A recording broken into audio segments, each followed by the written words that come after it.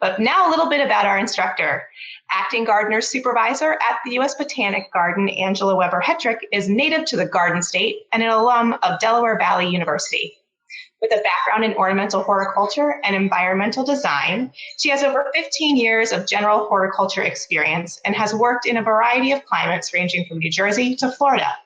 Before working at the U.S. Botanic Garden, Angela worked for other prestigious gardens across the country, such as Washington's Mount Vernon, Norfolk Botanic Garden, Mary Selby Botanical Garden, and Longwood Gardens. While not working at the garden, Angela enjoys spending time with her daughter, baking, and traveling. We're excited to have her with us today, sharing tips and tricks related to the care of houseplants. Please help me welcome Angela Weber Hetrick. Woo! Hey, thanks everyone. Thanks for joining us here today at the Botanic Garden on this beautiful Friday morning. I'm glad everyone could be here and join me as I teach you a little bit about how to repot some houseplants and kind of answer your plant questions. As I know there are so many plant questions out there, I'm happy to answer all of them or whichever ones you have for me today. I'd love to know where is everyone coming from today? Hopefully all across the globe maybe, or the DC area. Please chime in if you have if you want to share your location. All right, so as we're getting some shout outs to different areas of the country and across the globe, I'm going to get started and kind of give you all my tips about how to repot some houseplants. My first plant on the list here is my Monocostus uniflorus. So this cute little houseplant is native or endemic to Peru, so South America. And what I'm going to do here with this little plant here, this little tropical, the first thing you can see how root bound it is. So what I want to do, get it out of the pot first off. And what I'm going to do is just kind of gently break up the soil here, the media that it was previously growing in. You kind of just gently break up the roots, delicately, of course, and feel free, wear gloves if that suits your needs, or some people prefer to repot bare hands, whatever you're most comfortable with. So what I would do with this plant here is I would take like a 6-inch pot here, going from, this is roughly a 4-inch. So I'm going to go up maybe another size or so. And with repotting, you don't need to have a very glamorous or very fancy pot. If you just have a general nursery stock pot, works just as well. But feel free if you're looking for a little bit something more decorative or something to go with your home decor, that's always fine too. But remember, the basics and the concepts are usually the same. So what I'm going to do is take the media here. I just have regular bagged soil potting mix. And I'm going to fill it up about, maybe halfway. Kind of get a good idea of how much soil I've got in there. So once I've had the roots broken up, and I kind of gently set the plant in on top of the soil, then what I'm going to do is add a little bit of soil on top, kind of go around, kind of gently add the soil in the media. Sometimes people ask, well, how do you know how much soil to put in? Usually you want to have about a 1-inch thumbprint or finger depth at the top of the pot. You want to leave that little reservoir just for watering needs. That way, when you water, you don't have soil spilling all over and it just doesn't overflow. And then it gives just a little bit of space and room for the water to trickle down into the roots. All right, so once you've got the plant all neatly tucked in with the soil, kind of just like so, you'll be able to feel like the plant feels a little heavier. And honestly, it's just going to give those roots a lot more room to grow, a little bit more space to spread out in a freshly, newly repotted pot here. So if everyone can kind of see that, give you a good idea. Then I left a little bit of space here. So for watering, I left space. And I also, what I'm going to do is, it's always a good idea when you repot, you might want to put the name of your plant and also put the date of when you repotted. So when you go back from a year or maybe 2 or 3 years from now, if you're like, oh, why is my plant looking a little maybe sickly, you might look at the date and say, okay, it's been maybe 2 or 3 years. It's been a little overdue and it needs a fresh pot, new media, fresh soil. So that's a good way, good indicator to kind of remember how long ago you repotted your plant. All right. Do we have any questions yet? Actually, we have 2. So the first one was, I live in a dark condo. Can you recommend plants that may survive and thrive? Sure. So sometimes philodendrons can do really well, or a peace lily. So is there no light at all, or? But it was just dark. Just dark. Go with a peace lily or a philodendron. Many, houseplants will do just fine in dark climate because actually they're understory plants that grow in the tropics or jungle. So a lot of times with houseplants, now we call them houseplants, but they would love to be outdoors. However, they would never survive in our DC winter climate. But for a special treat for your houseplants, it would be exceptionally such a nice thing to get them outside in the summertime, preferably under a tree, as you don't want to burn your plants. So, which I've been guilty of, also bringing my houseplants outside and putting them on the deck, and they got a little too much sun. However, but if you can get them under some shade, they would absolutely thrive, and then they might even be more lush for once you bring them in for the fall and the winter time here in our DC climate. Great. Thank you. So a couple questions about potting soil and drainage. So how wet is the potting soil you're using? Did you have to moisten it first? And do you have any drainage in the bottom of that pot? Let me show you all. So, okay, plenty of drainage. If everyone can kind of see. So you can sort of see it. Yeah, there's it looks like little holes in the bottom of that pot. Yep. There's an empty pot, so there's little holes all at the bottom. And another trick that if you don't have drainage in your pot, sometimes using rocks at the bottom or pebbles will also help. You don't want to have your plant sit in, mucky soil or, non-draining soil, just because that's a good, sure way to rot your plant very quickly. You'll overwater it, or it just, it won't, it's not going to love not being drained. So, you could always. Oh, we seem to have, there she is. Go ahead, Angela. Go ahead. What was that?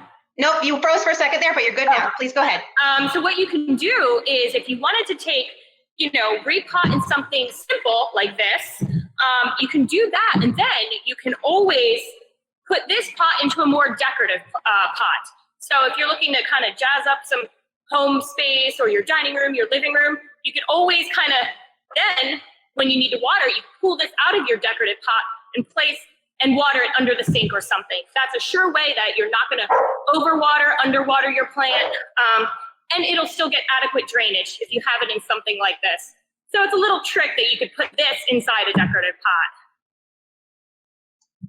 What was the other question? One more question. What is the name of the plant that you were just repotting? Sure. This is Monocostus uniflorus. I can spell that if need be. It's MONOCOSTUS, uniflorus, UNIFLORUS. And it's pretty much endemic to Peru, to South America. And sometimes in the wintertime, it'll get a cute little buttercup yellow flower on it. So there you go. All right, so we're gonna head on to our next plant here.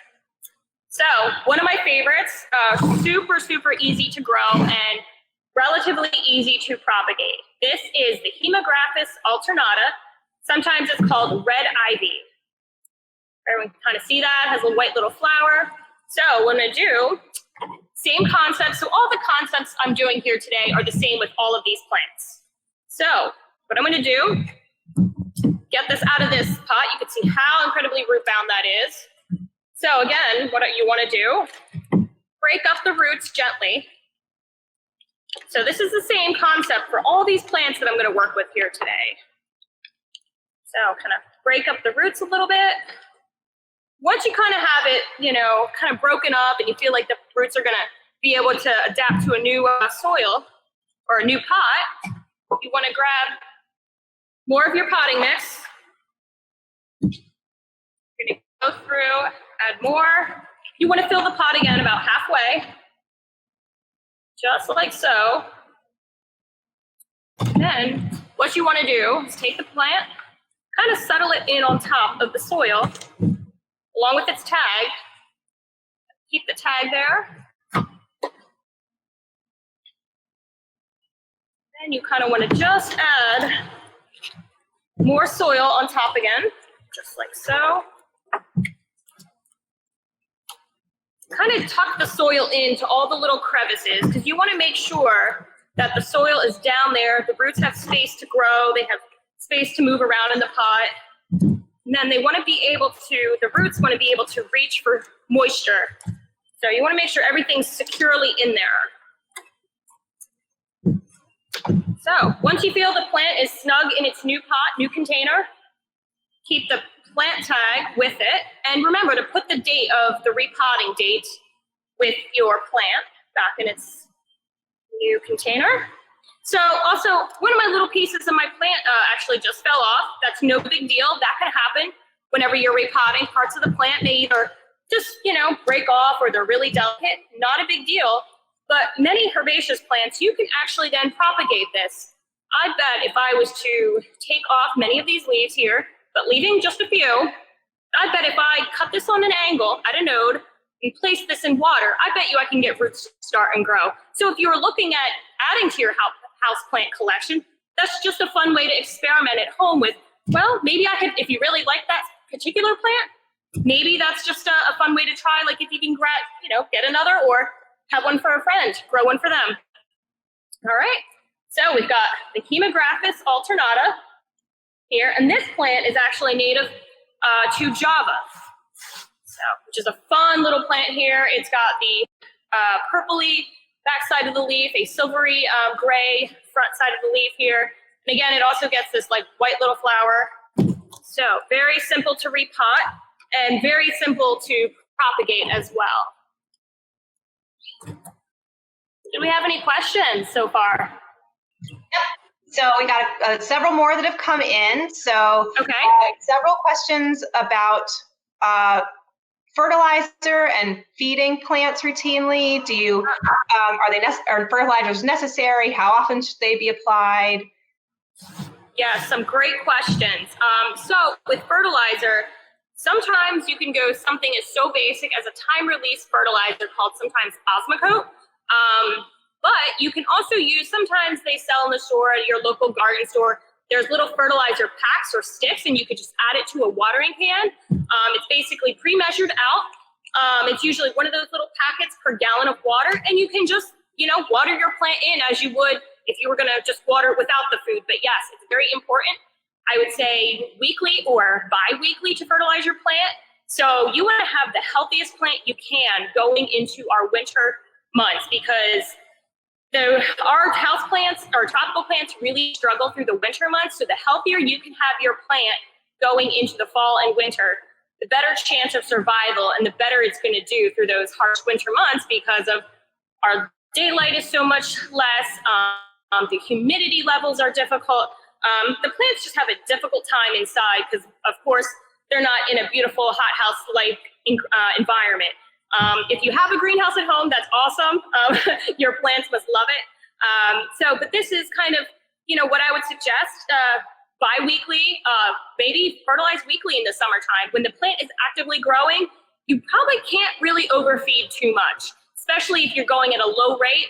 You should not worry. And if you use a time-release fertilizer, it kind of does the thinking for you. So really all you need to do is sprinkle some of the fertilizer in, water it in, and you're pretty much sometimes set to go for 3 months with some of the products out there. So awesome. One more question for you. People are asking about the leaves of some of their plants are getting brown at the tips. Is that a sign of over or underwatering? I would say what can they do? Underwatering. Sounds like underwatering and sometimes nutrition. So if you haven't been feeding or fertilizing, please go ahead, and that's so important. And if you see the brown, it's like, oh, the plant needs a little bit more water. So go ahead and do that, and check for drainage too. If you see yellowing on your leaves, that's also a really good indicator that probably too much water. And also if you see sometimes scorching on the plant, when I say scorching, I mean like a sunburn, which sometimes it's actually like a black spot on the plant, that means you've maybe kind of burnt the plant a little bit. So those are just some things to look out for with overwatering, underwatering, too much sun, not enough sun. But with the houseplants in particular, you want to give them indirect light at home. So a lot of them, remember, they're under canopy tree cover. So they're used to getting that indirect filtered light, which is what they would like best. And they can handle really hot and humid temperatures. Great. We're getting a lot of questions about pests and things, but if you want to do your next one and we can come back to those questions, we can. Yeah, sure. We'll get to the next plant and then we'll jump in on those pest questions. All right, so I'm going to do, we're going to try this cute little plant here, which this is the Polychroma pohliana. The common name is the Brazilian fireworks, native to Brazil, or it's also called the purple shrimp plant. So this plant can get pretty large. It can get 3 to 4 feet and can kind of spread out. So what we're going to do here, of course, you can see again how root bound I am. So we've got completely root bound, of course. So what I'm going to do, break up the roots again, just like so. And then, of course, take out my plant tag. Then, of course, put the repot date, so that'll help me in the future to remember when the last time I repotted this when it doesn't look so well. That's the key, to always have like little plant reminders or plant tags. It's just a good way to kind of keep you in check of how long it's been between repottings, or whether it's pruning or something. That's a good way to kind of just kind of keep track of where your planting horticulture needs are. And of course, feel free and do some weeding. You might find some weeds that have transplanted themselves into the pot from somewhere else. So we're going to do the same concept. We're going to take some soil media here. We're going to fill it up about halfway.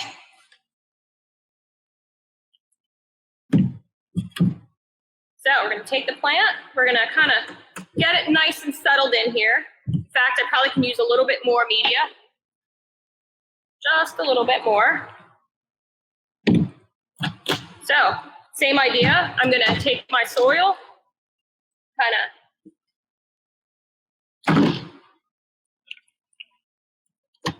of tuck it in, get the plant nice and secure. So when you water, it doesn't move around.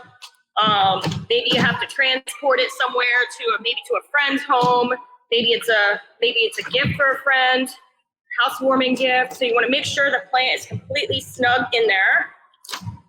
So just like so, you'll kind of see it looks like a huge difference from going from this 4-inch to this 6-inch. But after you add the new fresh soil in, you put the pot in, then you give it a good drink of water. The plant is going to grow into this in no time at all. I would say within a year, maybe a year and a half, this could be pot bound again. So you could be repotting, you could be going up a size if you so desire, but you can always downsize too. You may have to divide the plant if you want to downsize, or you may just have to kind of start ripping the root ball apart, but gently not to damage too much.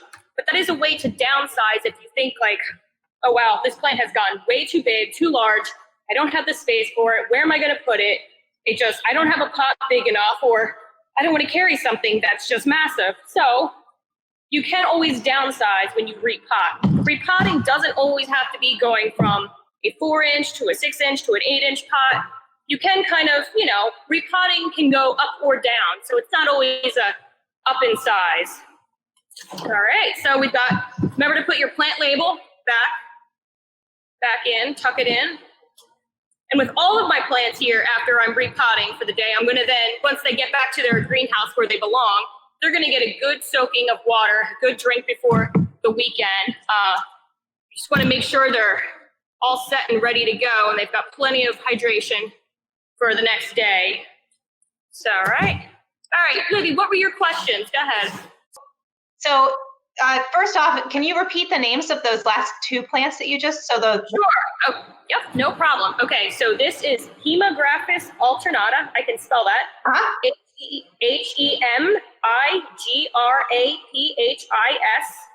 alternata, Alternata. Great. And that's from Java. All right, and then this one, a Polychroma pohliana. All right, let me spell that one for you. I will spell them all. Okay, it's Porphyroxoma,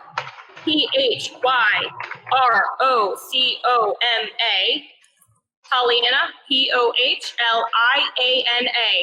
This is also why it's a great little cheat sheet to have your plants with the labels in there along with the repotting date. So anyway, you've got those, and this one again is native to Brazil. So perfect. Thank you. So some quick questions about insects and pest management. Okay. So how do you treat your plants to remove insects before bringing them in for the winter? So like if you have them outside over the summer and you're ready to bring them in, what do you do to help with that?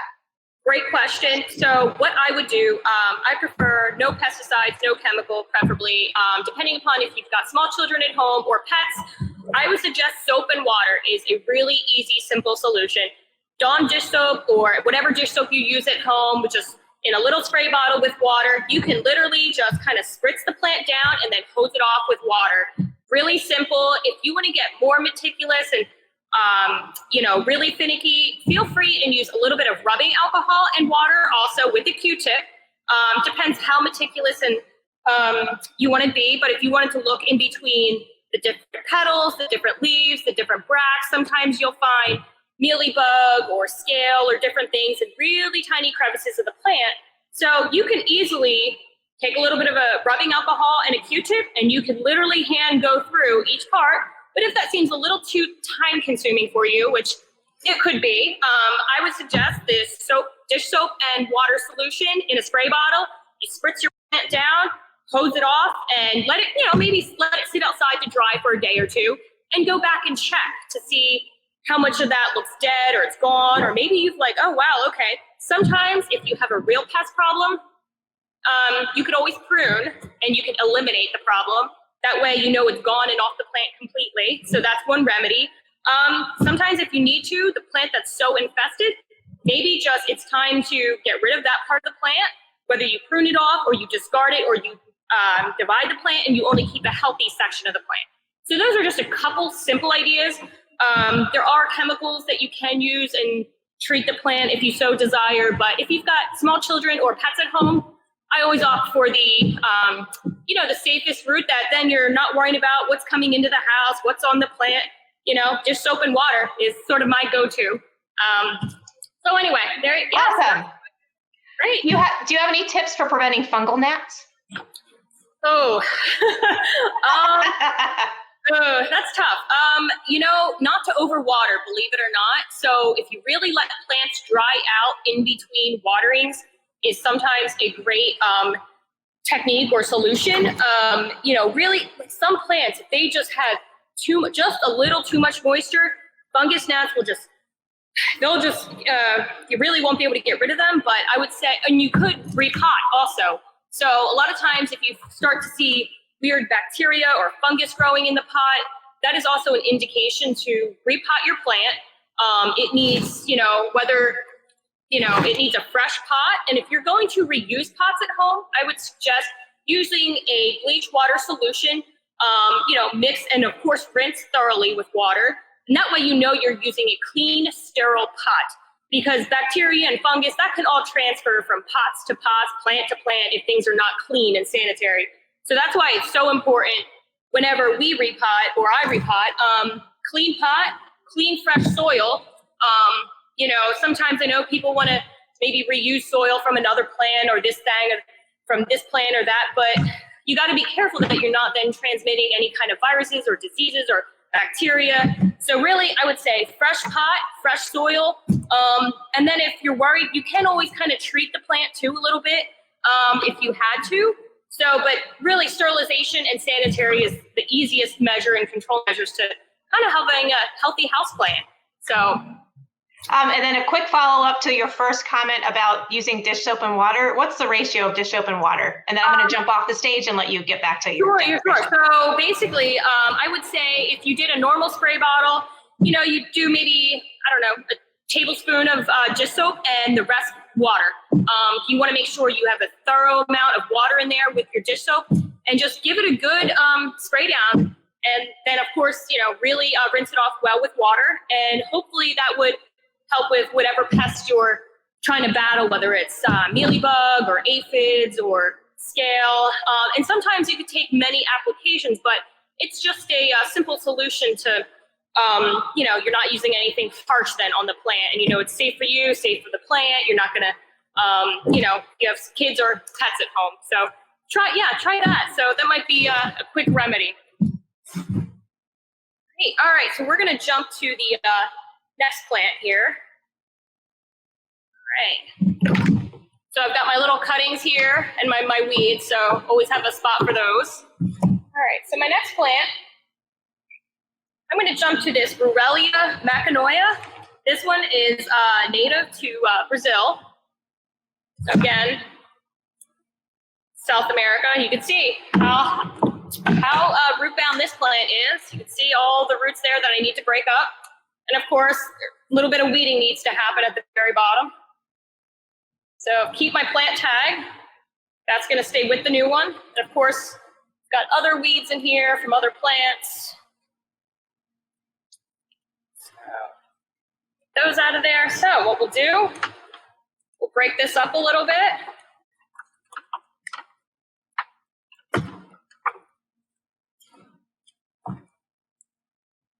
All right, so then I'm gonna, same concept, I'm gonna use a larger pot here, about a 6-inch pot. I'm going to fill a bit up, half up, roughly.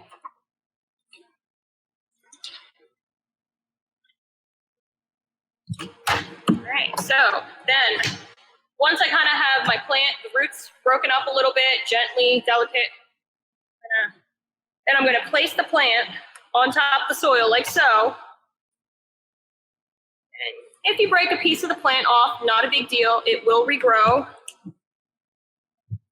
Then you add a little bit more to the top. You kind of start tucking the soil in. Just kind of make sure the plant is really secure as you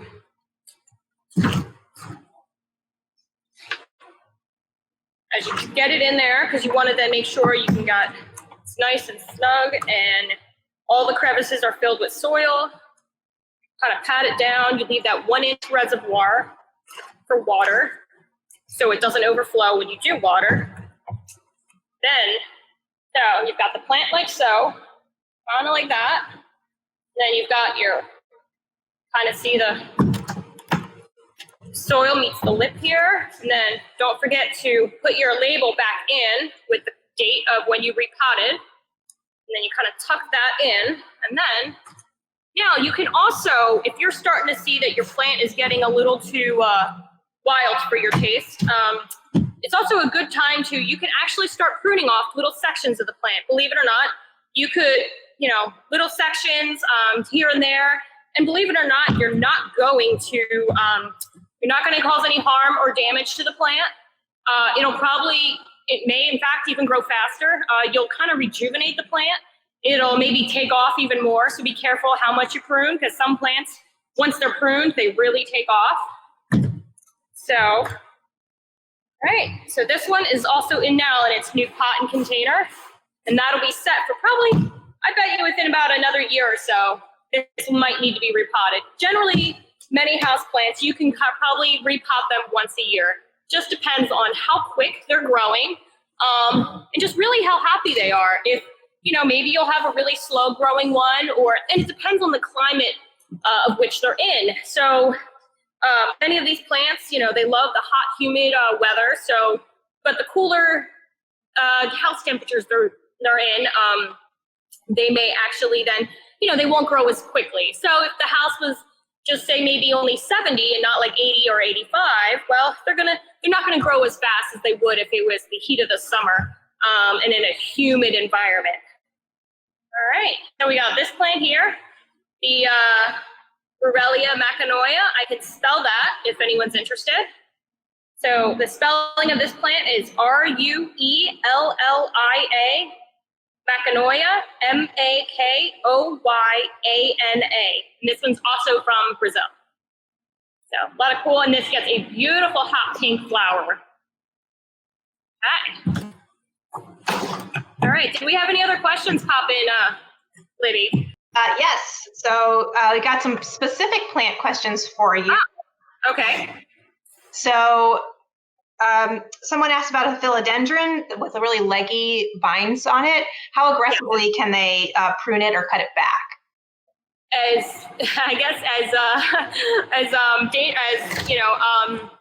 Really as adventuresome as you're feeling. I mean, obviously leaves on the plant. So depending on how leggy and how long the leaves are, and I would say cut it back is whatever you're comfortable with, and that's going to suit the space. But don't be afraid to cut back too much, because the plant generally it's going to grow back. As long as you don't cut off every leaf on it, leave something. But if you're feeling intimidated about cutting a plant back for the first time, then start gradual. Maybe just start with a little bit. So until you get comfortable with, okay, well, I've only pruned off maybe, this leaf or that leaf or this, shoot, it's going to grow back. And then you'll be like, wow, okay, it's doing better than I thought. And then you'll get a little bit more comfortable with how much more to take off. And you'll kind of see what, shape you want to give the plant too. So it really depends on your comfort level of how much you want to, how aggressive you want to be with your pruning. Sometimes I know when you start out in horticulture, you're a little hesitant to how much you really should take off a plant. Am I going to kill it if I, prune this off or I prune that off? Generally, from what I have found, plants love like an aggressive pruning. As long as you don't take everything off, they will spring back, believe it or not. So they look healthier than before. So it just depends. Whatever you feel comfortable doing, but start small if you're not so sure. Great. Do you have tips on care for Chinese evergreen? This person would like it to grow really big. How do you decide what size pot is needed? I guess I could go with plants too, size of pots. So it depends on how small or how big it is. So with those, you can do probably this size pot. This is a 6 inch. You could do also an 8 inch. This is just a regular standard pot. And you can just use bag mix, potting soil. And I would say break up the roots and just give it a fresh start. So really you could go up a size, depends on the size of the plant. If you wanted to downsize it or divide it, you can do that too. If you had 2 spots in your home, you're like, oh wow, I really want them to match and have some symmetry in my dining room or something, divide the plant. And then if you got 2 pots, try for 2. And just to kind of, they'll be smaller, of course. The plant is going to look a lot smaller, but you'll have 2 at the end of the day. So that's a good way to kind of, share plants among friends and family, trade them too. So that's always fun too. Once you're doing some repotting at home, it's a good way to kind of change it up and share plants too. So yeah, was there another question? Angela, what's the best time of year to repot your plants? So I would say, depending on the plant, you usually want to repot them after their bloom cycle. So with a lot of these tropical plants, I mean, they're actively growing right now. You can, with these, I mean, you can do spring, you can do fall. I would say with the winter time, I would probably steer clear from winter just because the plants are struggling as it is. They're not getting enough light. They're, not getting the right humidity maybe. So I would say you want to kind of keep the detriment down to them. If they're happy when they're growing, summer, spring, I'd say spring could be a great time. You get them repotted and then they really have all summer long to adjust in their new pot, their new soil. And then going into the fall and winter months when the light is going to start declining, they're already going to be established going into that new environment. So spring could be the best time to do that. But sometimes, we're all busy in the spring and just don't get to it. But if you can get to it in the summer, I would say kind of steer clear from the winter, especially for tropical houseplants. They're already, they're not getting enough sun. They're not getting maybe humidity. So, you don't want to kind of stress them out even more. So I would try to steer clear of the winter. So Great. Can I ask one more question? And that is just any tips that you have on succulent care? So like soil types of soils to use, or fertilizers, or amount of water? I'm certainly not the expert on succulents by any means. I would say I don't think you could, well, I guess you could overwater them too much, but drainage is very important with succulents, especially making sure they're in the right type of media, a sand mixture, you know, and all different cacti have different requirements, you know, even the moisture levels. But I would definitely say contact the USBG hotline, plant hotline. That is definitely probably, you'll get a maybe hopefully a better answer. I'm certainly just not the cacti expert. I'm more in the specialist of tropicals, and but really with cacti, I mean, you should repot them. You want to make sure they're getting plenty of light. You also, and of course, they still need water, even though they come from the desert. They still need to be watered probably at least once a week, or maybe every other week. And a way to tell if a plant needs water, a lot of times people ask, how do I know if this plant is, you know, if it's got plenty of water, too much water, not enough? I mean, the easiest way, you could always put your finger in the soil if you're not sure. But another way, you can do the lift test. If the plant seems incredibly light, chances are it's going to need water. And when the pot is, you know, has enough hydration, it's got plenty of water and moisture, you're going to notice how heavy it is compared to a plant the pot that's very light. So that's an easy, quick test for determining how much water to give a plant. So there's just a few little tips there.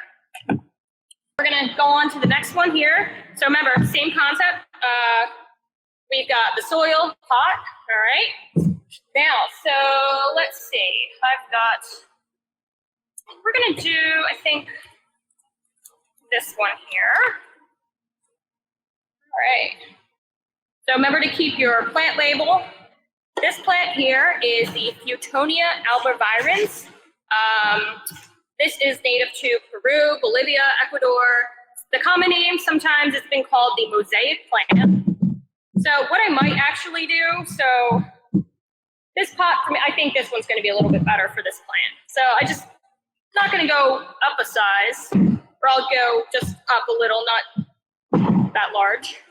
And you can kind of play around too with your plants, you know, looking at the different sizes and what would work, and you know, even where you're going to put your plant in your home. So once you kind of take the plant, you want to break up the roots here, just like so. You want to break them up, and then it's up, and then you want to kind of look at the structure of the plant and how it would also sit in the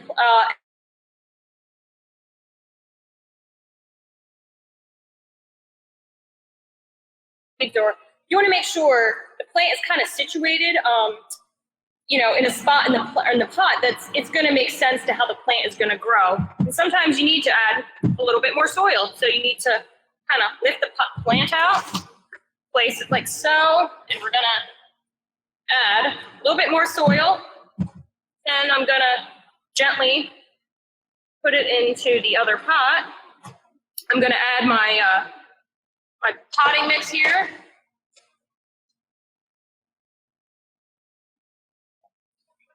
I'm going to add a little bit more. And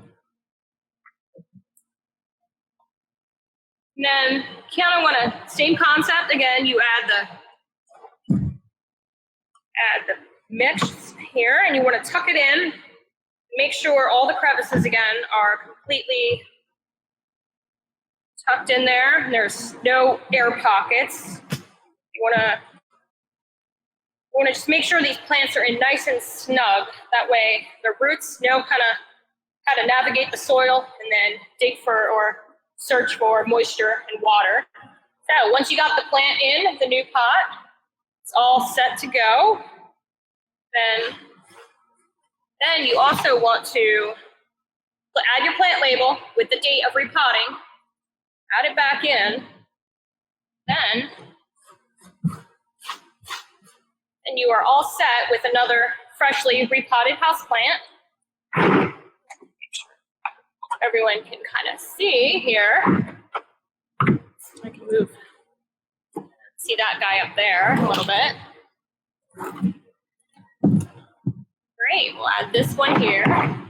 So were there any questions so far? Let me actually spell the this plant here that I just repotted, the Fittonia albivenis. So, all right, we'll make sure we've got, it's Fittonia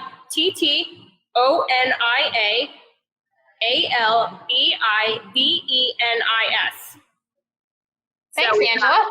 Yeah, no problem. We got that. Then we will, oh, go ahead. Just real quickly, it's hard to see you repotting with all the plants on display in the front. If it's possible to kind of adjust those a little bit so people can see what you're doing, that would be great. Thank you. And I have two specific plant questions for you. One's about a rabbit's foot fern. Okay. They're having trouble getting it to thrive. They adjusted the location in the apartment, went from more to less sunlight, and its water schedule now down to every about 10 days. Its prongs still dry out. It just doesn't seem to be doing well. Any tips? So, okay, so it went from more light to less light. Is that correct? Or do I have it reversed? Yes, it went from more to less sunlight. So I would give it indirect light. If it's in an apartment, it wants that. It doesn't want bright light, but not, I would say, no light. If there's an indirect window, like if there's a bathroom or something, maybe a window within a bathroom, if it can get some sunlight that way. And I would say every 10 days, for ferns, they actually like more moisture than less. So I would say probably it might not be getting enough moisture. Also try misting it maybe once or twice a day and see if to add to the humidity, which that could be an issue as well. Just take a spray bottle with water and just try misting it to kind of ramp up that humidity. You can also put the pot itself in a little tray of pebbles, water the pebbles, and then keep the plant on there.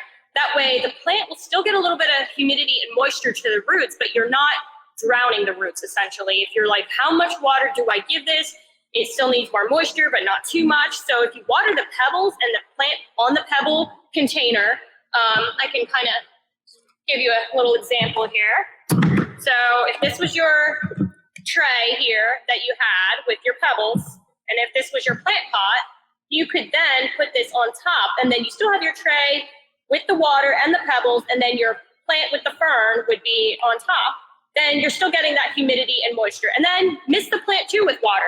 Just see if that helps. And make sure it's still getting plenty of light. Obviously not the bright direct sun, but like an indirect. I think that might, you might see a little bit more progress with the plant. Hopefully, hopefully it'll make it. So I hope that helps. Yeah. Do you have time for one more specific question? Sure, absolutely. Sure. So someone has a large rubber tree at their house. It's nearly 6 feet tall in a large pot. How often should they repot it, and what is best to clip when trying to shape? Oh, okay. So if you have a good pair of pruners, and I would say clean your pruners in between whenever you plant or you're going to prune. If you have rubbing alcohol, or if you have something to just kind of take the sap off, because with rubber trees, you're going to have that milky sap, which is a latex. Some people are allergic to it, and it can clog up your pruners from pruning from one plant to another. So just be mindful of that to get that off, that substance off, or try soap and water or rubbing alcohol, whatever you need to. But it's 6 feet tall. Wow. So I would suggest, if you want to keep it that size, or if you want to go larger, certainly you can go to a larger pot if you have the desire. Personally, I don't know if I would want to go larger, or if I would have the space for it.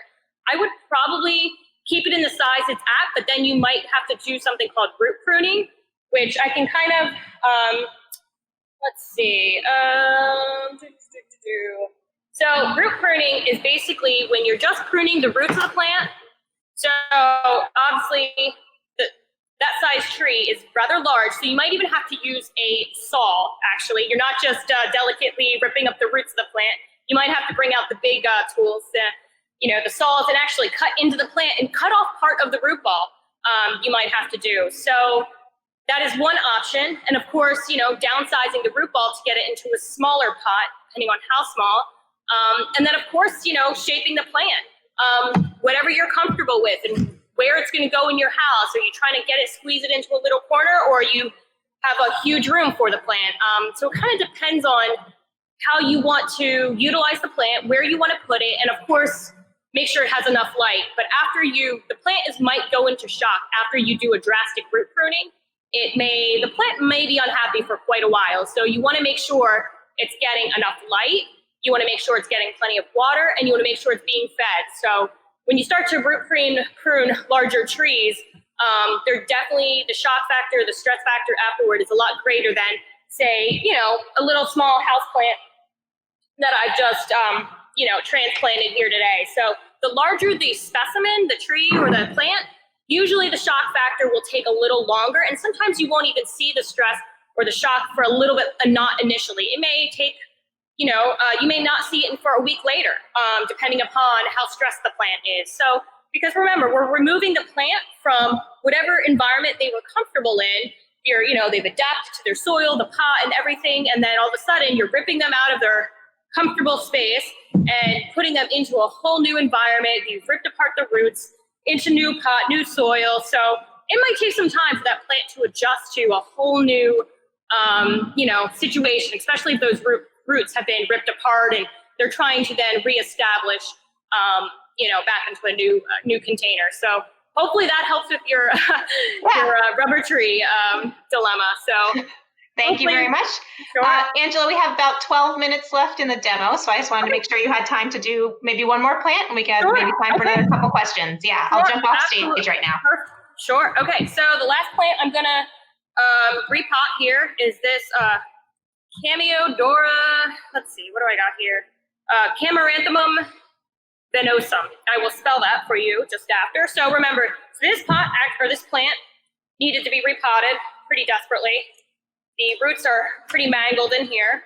So what I'm going to do, just like so, rip the roots apart a little bit gently. I'm going to use my potting mix to kind of fill it up.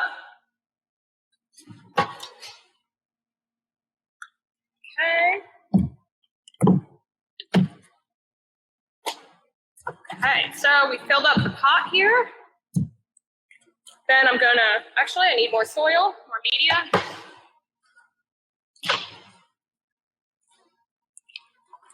So again, you wanna add a little more soil, tuck in the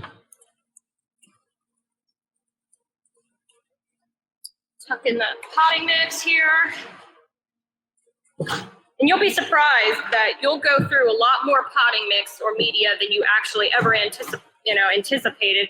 Say, wow, it's like, and then I would just compost the rest of the old soil if you still have some. That way, you're not putting any of the old media or soil back in with the new plants. Everything's getting a fresh start. Everything's sterile. It's clean.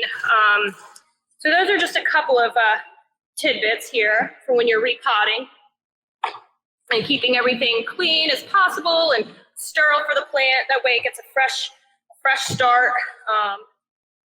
Okay. So we've got, all right, so this plant was my Chamaranthemum. I will spell that for everyone, venosum.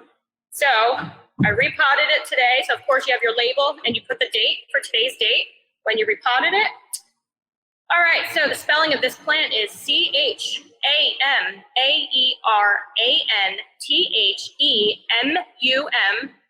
venosum, venosum. So that is, I believe, the final plant I have.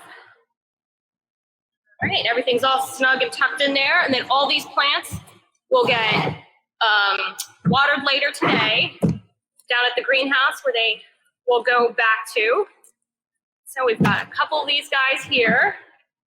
So, and then of course I have, during this repotting session, we had little bits and things you could always propagate at home if you were wanting to try some propagation. Angela, we did get a question about how to do a planting from a cutting. Is it possible to just talk about that for a quick second? Sure. So from the Hemigraphis alternata, my little ground ivy. So I had a quick little cutting here, and basically it just kind of fell off when I was repotting. So all I'm going to do later is take a sharp pruner or a sharp knife. You want to cut it at an angle. What I would do is just stick this in water. Or if you have something called rooting hormone, you can stick it in quickly and then you can put it into soil and see if that's going to help get the roots of this little Hemigraphis going.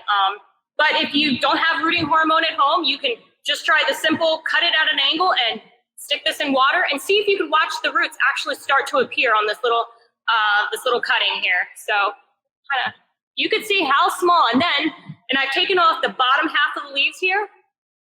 You only leave the top ones. And then from there, you can kind of get started, hopefully with a second one. Angela, if you're working with a plant, how can you tell when it needs to be repotted? If you can't see the roots, you can't tell if it's root bound, like how do you know from cues from the plant? So the plant is going to give you cues. You may see a lot of yellowing. You may see that it's not holding drainage or water anymore. You may be like, wow, it is constantly just running through. That means there's probably no more soil or media really left. It's just going to kind of run through. You will get some clear signs. You may see yellowing. The plant is going to dry out way more frequently. You shouldn't have a plant that you have to probably water in your home every single day. If you can go like every 3-4 days, that's pretty good. But if it's drying out every single day, that might be a sign of like, okay, it's time to repot this. And it's like, wow, why does it need this much water? Or it's just looking a little sick. The plant's going to give you some cues and some signs, and you'll learn over time when the plant looks its happiest. And especially after repotting, you're going to notice like, oh, wow, okay, they're doing a lot better. They're holding moisture. They're looking just happier. They're growing more. They're putting on more leaves. Maybe they're blooming more. So just take a little time to kind of observe your plants, and I think that'll be the best way. That's the best cues for you. Great. Any tips for bringing a plant back to life if you've overwatered it? Let it dry out. Certainly let it dry out, and be cautious when and of course that's also a time you want to repot it. But let it dry out thoroughly, then repot it and get it in fresh soil in a fresh pot, because you want to make sure it doesn't have root rot, it doesn't have any weird fungal things going on. So certainly get it dry and get the plant revived that you know it's living, and then go from there and try a quick repotting, but nothing too drastic. It's certainly if the plant was struggling initially. So those are just a few tips that might help. Great. I have just maybe 1 or 2 more questions. I think we have time at least for one more. Someone mentioned they had a violet plant that was thriving, but then they repotted it in a larger pot, and now it's not doing well since they've replanted it. Can they save it? I would say you probably could save it, and it could be just it's stress, possibly. And you want to make sure with violets, they don't like getting their leaves wet, and also too, I would say try to water them almost like if you have them in a pot like this, if you can. If you do the pebble trick, if you have the pebbles in the water, you could almost water the pebbles, and they'll take up the water of what they need, so you don't overwater them. So that's kind of a good trick with the violet. But I would say give the violet some time. It still may be stressed out from when it was repotted. So there could be a couple things going on too. Great. Someone had a question about rosemary that they have potted in their yard. Okay.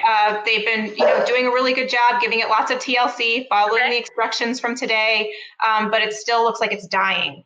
They don't know what else to do. They want to know if they're a horrible plant person. I'm going to say you're probably not a horrible plant person at all. But no, not at all. For that. I've killed plenty of plants at my home. So with the rosemary, so depending upon the kind of soil, it may not be you at all. It may be the soil that it's in your ground at home. If it's a super clay, hard, compact soil, it may be that, because rosemary needs really good drainage soil. So if it's in that clay-like soil, it may be holding too much moisture anyway, so it may not be you at all. Maybe try a different location, and it does like a lot of sun. So if it's getting correct drainage and if it's getting plenty of sun, maybe, try it in a container pot, see if that's gonna help. But if you're bound and determined to keep it in the ground, check the location of how much sun in your property, or check out the soil. That could be the problem. See if there's other plants around the plant that are dying. Then there could be maybe a soil issue. You could always have your soil tested. That's, sometimes it's not the plant, it's what it's growing in. So that's why it's so important to use really good media potting mix when you repot. Because remember, what you put the plant in, that's kind of what it's going to get all of its nutrition. It's food, it's water, just kind of its overall health. That's where everything's coming from. So. And just a regular potting mix you could use, or any specific type for houseplant? For houseplants, yeah, just a regular potting soil would be fine. If you want to buy a specialty mix, there's plenty of resources out there. There's tons of books. But you don't really, with many houseplants, you don't have to get too fancy. Keep it simple. Regular potting mix. You don't have to go with a super fancy pot. I mean, if you want a decorative pot, you could put this and you can kind of have a little, cheat a little, put this in a fancy pot, and then you have your fancy pot as well as your simple pot to, the plant will do well in, as well as then, and then you can easily change this out rather than changing the more decorative pot all the time. So. Great. And one last thing, does adding soils to the top of an existing soil help if you're not able to repot something right away, or would you not recommend that?